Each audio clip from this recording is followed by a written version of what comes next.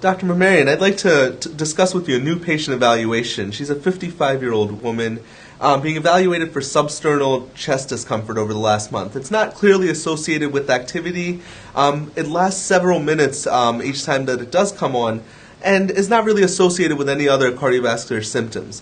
Her risk factors, she does have some risk factors. She has a history of hypertension, hyperlipidemia, and a prior history of cigarette smoking.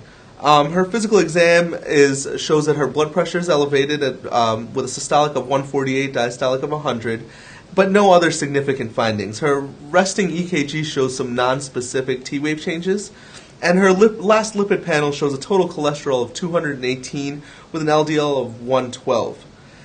I was just thinking that maybe we should order a myocardial perfusion scan on her to get a full understanding of this. I see. So basically what you're telling me is we have a middle-aged female who's got some typical and atypical features for coronary artery disease, who does clearly have risk factors, who on physical examination does have evidence of high blood pressure, and who does not have a really normal 12-lead EKG, who does have some ST changes on the tracing.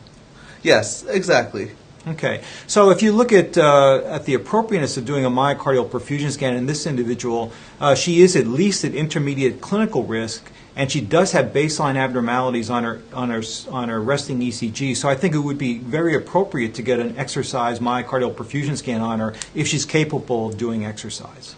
Okay, so what protocol do you think we should use?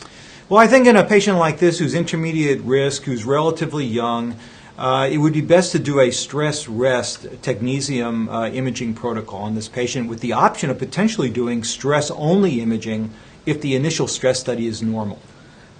Why would we do that? Is there any harm from doing the second portion also?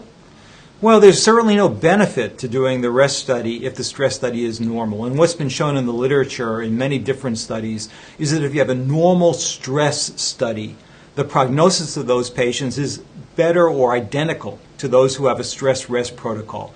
So you don't miss high-risk patients if you have a normal stress image and you don't get rest imaging. And you significantly reduce the radiation exposure. So in this patient, for instance, if we gave her 10 millicuries of technetium during stress and she was normal, we could limit her radiation exposure to about 2 to 3 millisieverts of radiation. Okay.